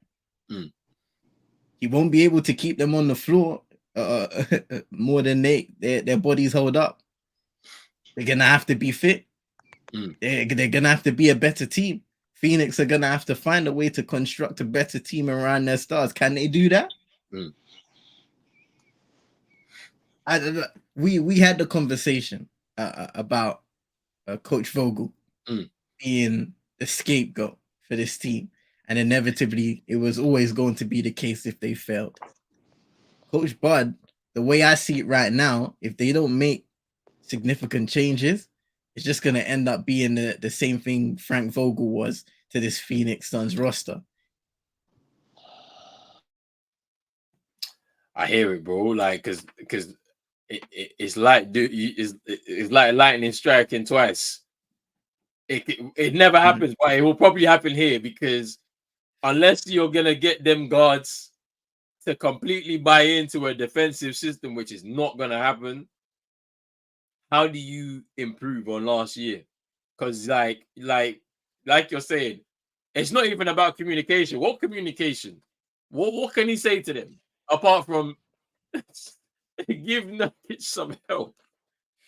Like, what else can he do? Like, do you reckon that when they've made this move, yeah, that they're considering adjusting their roster somehow and getting themselves something because they can't really do much. They can't maneuver from this roster. And do you reckon that Bond is like signed his deal with some assurances that something's going to change? Nothing is gonna change. So you mean to tell me he just took the money, moved back to Arizona because he's from Arizona, like originally, yeah? So you mean he took the money because it's the biggest deal? Oh, Bud, Yeah, Bud, whatever. Yeah. Bro, a coach not gonna turn down a job like. Well, here's the thing. It's like let's bring it to football. It's like the United situation, right? Every coach in the world will want that job. It's like I want to be the one to get it on top, right? But it's like it's kind of the same thing because it's like, oh, they got those 3 stars. I want to be the one that could show them I could get them over that line, get them over that hump. Like, everybody got that ego and that pride. Like, I could do it. I know I can. Even if you're being realistic, you look at it like, shit, it's gonna be a mission. But I mean, Phoenix are not that far off. Like I said, I feel like the Bradley Beal trade it hurt them more than it helped them. He got a no trade clause. I don't know who's gonna want him. The Booker, excuse me, I don't know why I'm so tired. The Bro, Booker and KD duo works. when you're The looking Booker and KD duo works, right? It can work. It can work. You need a big, like Draymond say, him and Nurkic have their beef, but it's true. They like KD is that big. You need a big. Nurkic is not like so. You see, like okay, let me tell Nurkic you said this. that brother You see guys like still needs Nurkic. help. You see guys like Nurkic, Valanciunas, the other Vucevic, who else? Those guys need to start becoming backup centers now. That's where the league are going. Like Mm.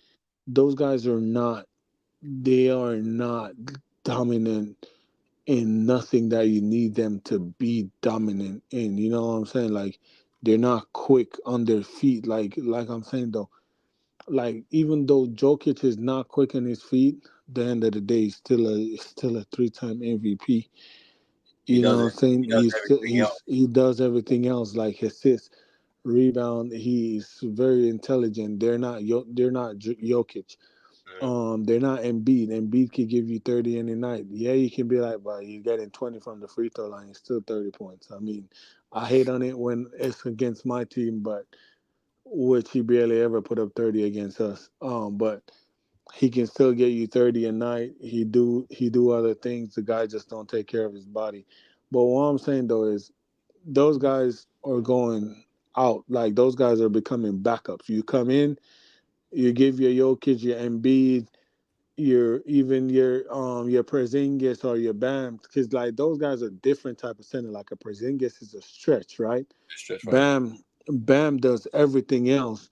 Bam does everything. He's the jack of all trade. Like he sets screens, very good. One of the best screen setters. He rolls. He's very Yeah. athletic. He just don't have the Illegal, guard to get him the ball when he rolled. illegal screen. You say what you want. Jason Tatum push off every drive. You can No, he ask don't. any NBA fan. He He does, extend. son, He bro. extend, bro. Bro, I'm gonna send you. I'm gonna send you a compilation when we get off See, this look, this look, look. stream. They see I'm how they going put to it. send you a Look at the compilation. agenda. They're Even doing the one on Max placements. Juice. Even the one on Max Juice. NBA got cooked. The NBA official Twitter got cooked because they posted right talking about JT getting in his groove. And the whole comment section in quotes was like, y'all not see that forearm extended push off? He push off every play. We ain't gonna get into that, but Bam is it. you try to come at my center. But I'm saying though, Nurkic, those guys are backup. Those guys are out of Zubas, those big center that's not dominant in nothing. Like Hey, Zoo's a rebounder though. Let's not do that. Zoo can rebound. yeah, It's but you could just say the same thing about Drummond. Drummond is a rebounder, but like, what else is yeah, he gonna Drummond's give a you? The crackhead. game, that's what I'm saying. The game is going in a different direction, brother. You gotta either be super smart to not get caught up in when the pick and roll switch, or you gotta be able to switch 1 through 5. You see what I'm saying? I know what you mean. Yeah. The game is changing right now. Um, Hey, but hey, away from this, since we're talking about centers, because that's what my topic is for Phoenix. They need a center. They need a dom. They need someone. They need a center. But hey, I see the guy they're saying coming in, the French guy who's supposedly the Wemby stopper from France. Yeah. Hey. I think he's projected number one star. So yeah. Oh boy, I wish I had that number one pick. But hey, now I think Miami Heat fans been praying that I don't know if you guys know anybody in the draft. I know we're supposed to talk about the Suns, but I don't really like talking about shit, bro. Like I just flush it, bro. um, they've been talking about Key and Ware from Indiana Oh, are the okay. USC guard. What's he projected? He's projected one like He's projected high, but a lot of teams is not high on him. But they have him going to the Lakers at 16, but because they think Miami need a guard, so they're saying Miami will take the USC guard. But Miami been looking at him for a year now. He's a power forward. He's a center. He's a 7-footer. Fit. You looking him up? CM. Yeah. He fit nice next to Bam. His game fit next to Bam. But also the USC guard, he's a pretty good guard. That what I'm saying. But I don't know. The draft is gonna be nice though. But anyways, the Suns, they need a miracle. Waiting on a miracle. Hey, you know what? Chino speaks on the draft lottery. Yeah, I mean, life is tough for Detroit, isn't it? That's the fear, man. But hey, they did get a good pick last year, though. I think they did. They did. Yeah. What's his name? Sasa. Assar. Yeah, Assar. he's good. I thought he was good. Yeah. He's good. Thompson, he's good. He's good, bro. But it's the fact that you have. I mean, let's look at the record. Yeah, 14-68. Yeah. And the NBA, when they implemented the thing where was it the bottom three teams get an equal chance? What is it, 14%? 40% or something like that? 40% to get the number one pick. This is what they wanted to get away from, handing those teams that are near the bottom of the league basically a guaranteed opportunity or a high-end chance at getting that number one pick every year. So it's tough. But ATL, they got themselves an interesting situation now because it's like there were already conversations about Trae Young potentially. They were a playing team, so how did they get the number? Why did Miami get the number like, one what? pick? I was like, huh? They got it. But they need to rebuild, man. They do. Like, they shouldn't even bother with trying to trade that away. Just keep it and just do your thing. Who, Atlanta? Huh? Atlanta? Yeah. They're not trading it. Where are you getting that? They're taking Sar. They're not trading. They're rebuilding. They're trying to trade away. They was rebuilding.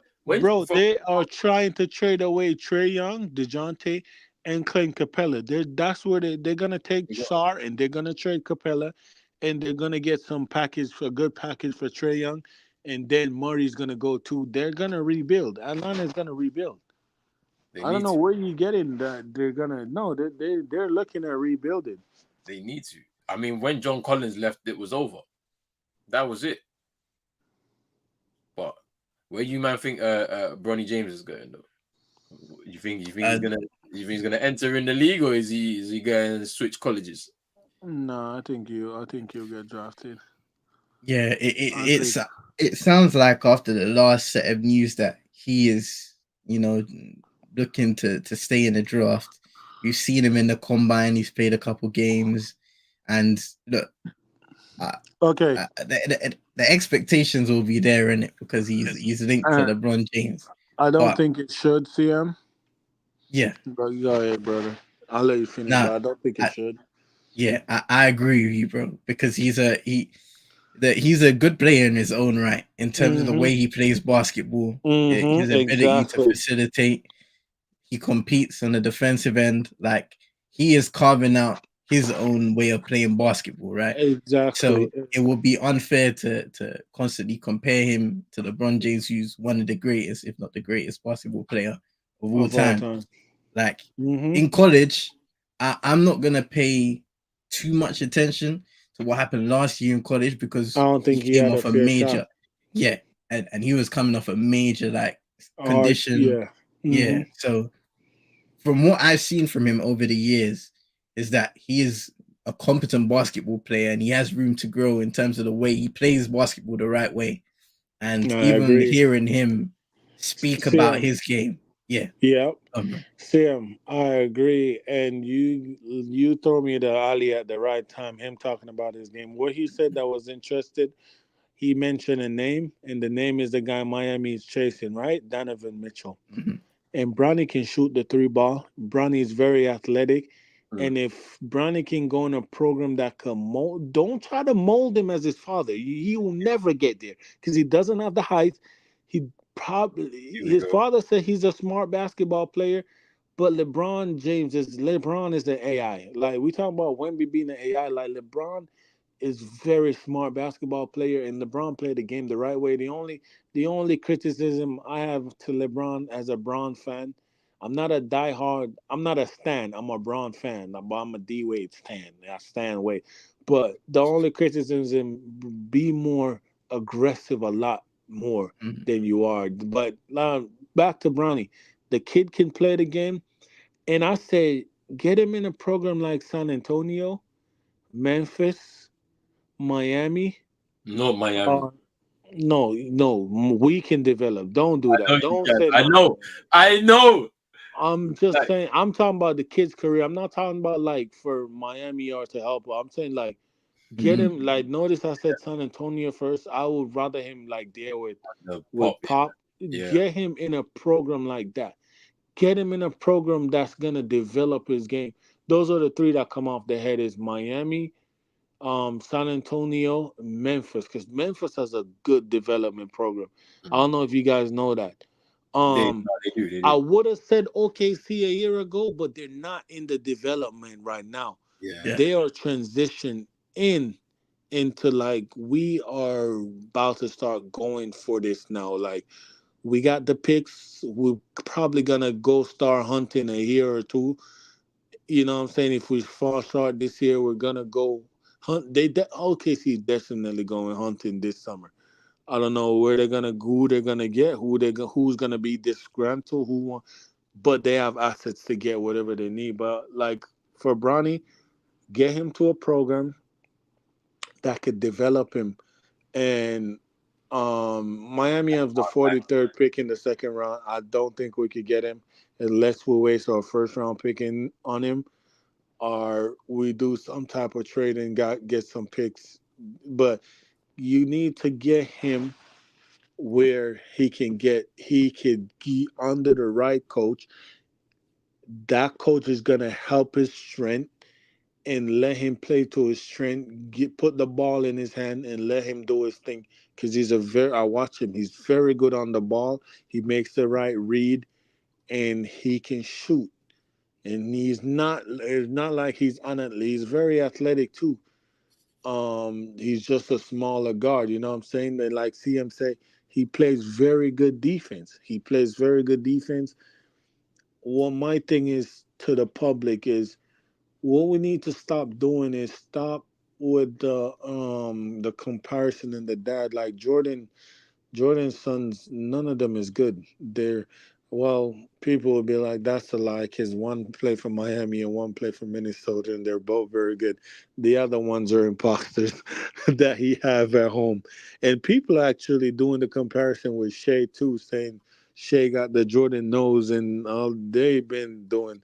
But anyways, on a serious note, kids, you should want to look to strive for your dad, like LeBron saying, strive for greatness. You want to, as Bronny, you should want to hit that, but I don't think the public should be like, oh man, he come in the league and he only playing like a They're gonna do that though. example. That, that's He's only as good as a Donovan Mitchell. Like Donovan Mitchell is a good basketball player, but he's not LeBron James, right? People gonna be like, he's only as good as Donovan Mitchell. He and his father, oh my God, he sucked. Don't do that. but Don't do that. but I hate that. he set the expectation himself though. Like when he had because like apparently he like LeBron has made sure to like shelter him from like a lot of scrutiny. So when he had his first like press conference, this is his first one ever, he was like, look, I'm just trying to get into the league. I'm like, I know that, yeah, I'm connected to my father, but I'm trying to carve my own path, like CM was saying, like, and like the fact that he's saying it, that you have to be on the front foot when you're speaking in the media, like he's gonna have to learn how to do that. Like, because if he doesn't, the narratives could really just take him to another place. Do you know what I'm saying? And it's like I see parts of his game, and it's like you can't really like because college ball doesn't necessarily translate into the league. Into the league, yeah. Like when you're in the league, it's like what can you actually do to help your team? Like effectively, you have to like there's players that were in college that when they came into the league, yeah, their game wasn't the same because when you're in college, you're the main guy. When you come into a team now, you have to play a role. Like if you're a young player, the best thing you can do is find your role in the team and play it to the utmost. Like, and that's going to be his thing, right? Like he's going to have to come in, and if he needs to be a dog on defense, then that's your game. You're like the highest ceiling that you should be looking at when you're coming into the league at this point is being a role player who's a 3-and-D guy. And then if you can show other aspects to your game, of course they'll come out, and then maybe you might have to be in a team and do a little bit more. But like, just be a solid 3-and-D guy, and then you can go from there. But I wonder where he goes though. It'd be interesting to know where he goes. To be honest with you, because I'm not buying the whole like LeBron and him playing on the same team because that's like LeBron wants to win a championship. Like he's not gonna be playing on your team. He'll be in the G League for the whole time that you're there. Like, do you know what I mean? You see him, LeBron and Rob Pelinka were there the other day though. They were keeping an eye. Keeping an eye. But like, it's not happening. If he goes to the Lakers, it's not good for him, bro. Like, it's just not. He needs to go somewhere, like Chino says, somewhere that they're gonna really develop him. Like he plays G League, but he gets game time, like in the league, and actually get to see what he can do. Like, but then like they'll balance it well, so they can pull him out of the spotlight when like things are gonna get a bit like too much type of thing. But it is what it is. Look at this Eastern Conference Finals. Game 1 Celtics, Game 2 Knicks, Game 3 Knicks, Game 4 Knicks. Oh, we lost 2 games in a row. Yes, big toss I had. Knicks is winning it all. They're not winning the championship though, but you know how it is, man. They win 1 game. You see how they be outside, bro. They're standing on top of their subway stations talking all this nonsense, bro. Nah, man. Nah, we're good. Don't worry about us. But look, we're gonna wrap the show up there. People, big up to everybody that's been watching. Chino, back in the building. You still on the islands, bro? Yeah. How long you there? How long you there? About 2 more weeks, 2-3 more weeks. Wait, you're on your paternity leave, isn't it? Mm-hmm.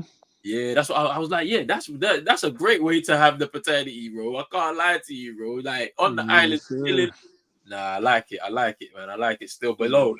Nah, I appreciate you coming through, though. I hope baby Legends doing okay. Bro, that man, bro. Listen, that boy, he's good, man. He's developing. He just laughed, man, all day. He just laughed and smiled, and he is chilling, bro. He's growing healthy. That's good. No development issues, you know what I'm saying? So that's all we can ask for is him being healthy. And he's chilling, but boy, that boy heavy. Bro, I lift weights, bro, but I'm telling you, that boy heavy. But, you know what I'm saying? I like it. I mean, his mommy's producing good milk. But my mom was like, and then my mom gonna say, my mom was talking to my mom today. She go, yeah, you was that heavy too. You was 6 weeks and you was 16 pounds at 6 weeks. I was like, okay, you're doing too much. He was like, no, seriously, I had to ask your auntie to help me go to the hospital for your 6-week checkup to help me carry you. You was too heavy for me. I was like, oh my God. Yeah, he's doing too much right now. But yeah, respect though, my brothers, man, for asking. He's good. He's chilling, man. He's happy, responsive. He just, like I said, he just chill and smile all day. He don't cry. He only cry when he's hungry. Like if he's playing with you and he's like, okay, you should know it's feeding time. Why are you still playing? I'm gonna make some noise. And then he cries when he's tired and sleepy and you're taking too long to get him to sleep. Yeah. But he don't fuss for nothing. He just chilling, look. But when we go out to the stores, he be in there yelling and screaming. He be like, yeah. They're like, yo, what's wrong with you? He just be yelling out stuff, yelling, screaming in the store. Like, bro lost his voice like 2 weeks ago. Like, lost his voice. Like, I lost his voice. Think he like, when he figured out, oh, I got a voice. We were like, you legend, you're using it too much. Let's tone it back. He was yelling, bro, and screaming, not crying. I'm talking about yelling out in the store, laughing. But he good though. Thanks for asking, man. That's good, man. Yeah, you know what too, though, guys, bro, because obviously I'm watching the game, so I'm on I have my iPads here, and I set them up, and I have 2 games on, and that boy's in the game, like he is watching, like he knows what's going on. Like when I say watching, not breaking eye contact, and I love it because that's gonna register in his brain. Yeah. You know, you keep doing it, keep watching it with me. One time he's 1, 2, he's gonna keep want to watch it, and that's gonna register, and he's gonna want to do because that's what my daughter. She sees it, and she want to play it. We got her a basketball hoop that's coming to the house when we get home because she asked us to order her one because she want to play. She said she want to play like her dada, so that's what I want from him too. I want them. Cause I'm telling you, that boy get to the league. Oh my God, I'm gonna be like LeVar Ball. I'll call me the new LeVar Ball, bro. Hey, Steph Curry, my Cheeto. son is better than Steph Curry ever was. My son is better than LeBron James. Oh, when Benny can't guard my son. I'm telling you, you and that, bro, the same way. What blessings to Shengun. Shengun. Bro, Shen who? Shengun? Listen, bro. One Benny Yuma cannot guard my son, bro. My son is the best player the NBA ever seen. Nah. Hey, Chino's about to have 2 future #1 picks, fam. I'm telling you, one in the WNBA and one in the NBA, boy. Hey, if that happens, bro, I'm telling you, bro, I'm there, bro. Courtside every game. Fam, Courtside every game. Hey, wait. Let me get, fam. Courtside. Get the bling, fam. Get the glasses and everything, fam. On, fam. You know what I mean? Nah, yeah. I'm taking pics, fam. Yo. I'm there, bro. I need all the selfies. I need jerseys, everything. I need shoes at the end of the game. I got the man them, bro. Listen, the man them got it. Yo, we getting whatever shoe sponsorship we're getting. I'm making sure that I'm the management because when we go sign them Nike deals, we need royalty for the family and friends. Like every new shoe, we get that first before it go in stores. Don't play with it. Don't play with it. Yo, Roland, what's your size? Okay, it's coming over. Like Nike sending you that, bro. CM, what's your size? Yeah, that's on the way. Yo, that's on the way. Demand them for the whole fam. Just there you go. Some of them come in. You know what I'm saying? We'll be there. I feel like though my daughter though, I could already tell she's gonna be. She wants it because that girl is competitive and she talk trash. She be talking trash. Oh, like you're 4. Why are you talking trash to me? You can't guard me. No, Dad, I'm gonna beat you. Like I'm better. I'm like, okay. I just be like, okay, okay. But hey, listen, folks. Thanks for coming through. And y'all know we be here every Thursday. Are you guys doing any games this weekend? Let the people know, man. I think so. Potentially that game 6, the Dallas OKC. Saturday? Is that on Sunday or Saturday? I think it's Saturday. Or because tomorrow I want to do tomorrow, but we're gonna go play football, bro, in the morning. You know what I'm saying? Who's playing football? Yeah. Me, CM, Rich, few of the guys. 5 aside. Oh. Bro, the man them linking up and y'all ain't call me, bro. Y'all need a striker, bro. Hey, Chino, man. Let me get the private jet, bro. Yeah, it could fly. Bro, get that, bro. Like I'll be out there, bro. Hey, the other day I went to my wife's brother. He had track, and I went out there, and they were playing football. I was like, yo, I got the shoes in the car. Let me play. They're like, come on. I went and put the shoes on. And they're like, I was like, which team am I on? They showed me the team. Boom, game start. 30 seconds later, I put one in the back of the net. After the game, they're like, thank you for coming out, man. Come again, man. You scored in 30 seconds. Because I'm there. I'm there, bro. I'm telling you. Put me on the left wing. I'm there. I'm not left-footed, but I play on the left wing so I could cut inside and shoot. Yeah. Because I ain't passing nothing. Trying to do the Anthony thing, fam. That's I what ain't passing nothing. All right, people. Big up to everybody that's been in here from the beginning. We appreciate the love as always. Make sure you're hitting that like button, subscribe button as well if you're new. Make sure you're hitting that notification bell. Make sure you go follow CM22 on the Twitter, on the Twitch. Go subscribe on the YouTube. Hit the website as well. Follow Chino on Twitter as well. And people Yes, sir. will be back very, very soon. So make sure you stay tuned. Peace. Peace.